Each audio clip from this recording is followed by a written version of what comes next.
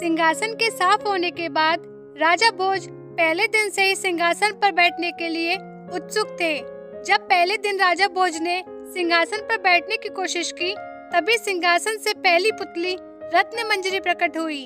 पहली पुतली रत्नमंजरी ने राजा को अपना परिचय दिया और कहा कि यह सिंहासन विक्रमादित्य का है और उनके जैसा गुणवान और बुद्धिमान ही इस पर बैठने योग्य है। अगर यकीन नहीं होता तो राजा विक्रमादित्य की यह कहानी सुनकर फैसला करना कि तुम में ऐसे गुण हैं या नहीं।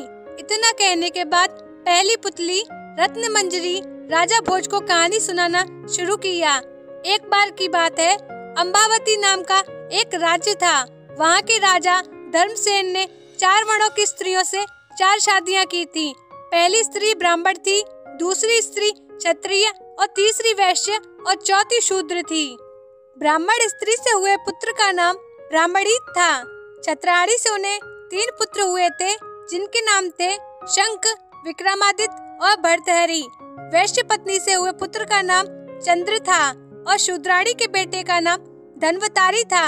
जब सभी लड़के बड़े हुए तो ब्रह्माणी के बेटे को राजा ने दीवान बनाया, लेकिन वह अपनी जिम्मेदारी ठीक तरह से संभाल न सका और वो राज्य छोड़कर चला गया।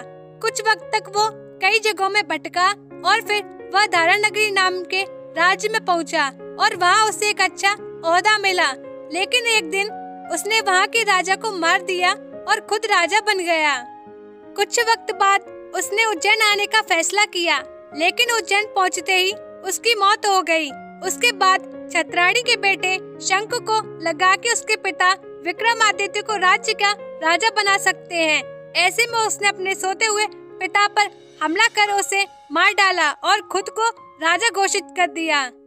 सभी भाइयों को शंख के षड्यंत्र का पता चल गया और सब इधर उधर निकल पड़े। शंख ने ज्योतिषों का सहारा लिया और उन्हें अपने भाइयों के बारे में ज्योतिष विद्या के सहारे से पता लगाने को कहा। ज्योतिषों ने बताया कि विक्रम को छोड़कर उनके सभी भाई जंगली जानवरों का शिकार बन गए थे। विक्रम अब बहुत ज्ञानी हो चुका है और आगे चलकर बहुत बड़ा सम्राट बनेगा।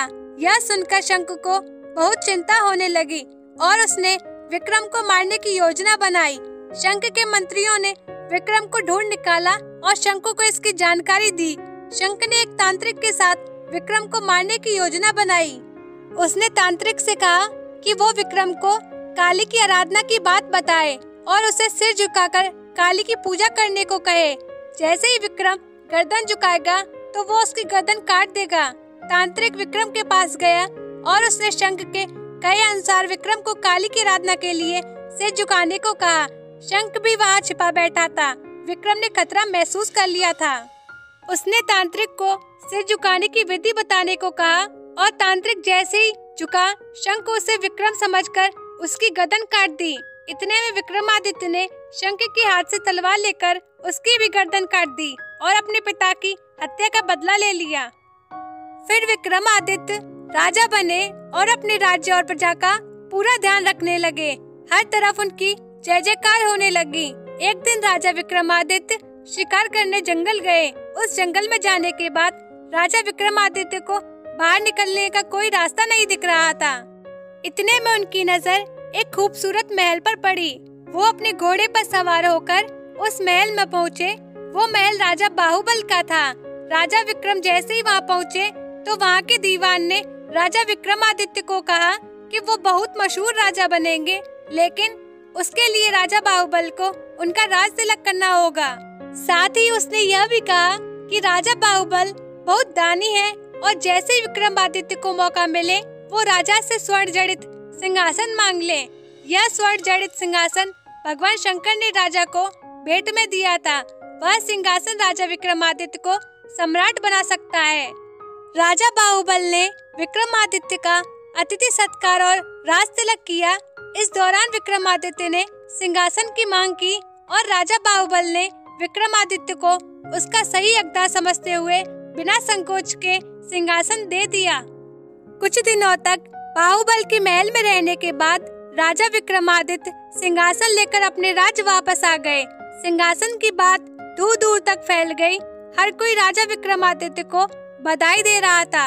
इतना सुनते ही पुतली रत्नमंजरी ने कहा कि राजा भोज, अगर ऐसा कोई काम आपने भी किया है तो आप इस सिंहासन पर बैठ सकते हैं। यह कहने के बाद पहली पुतली रत्नमंजरी उड़ गई।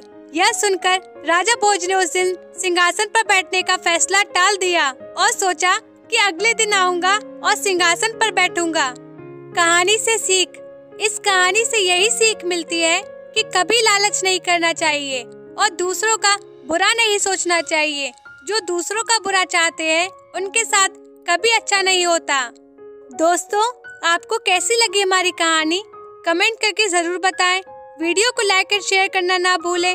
चैनल को सब्सक्राइब कर लें, साथ ही घंटी दबाकर ऑल पर दबाएं ताकि आने वाली वीडियो आप पर पहले पहुंचे। हम आपसे अगली वीडियो में मिलेंगे। धन्यवाद।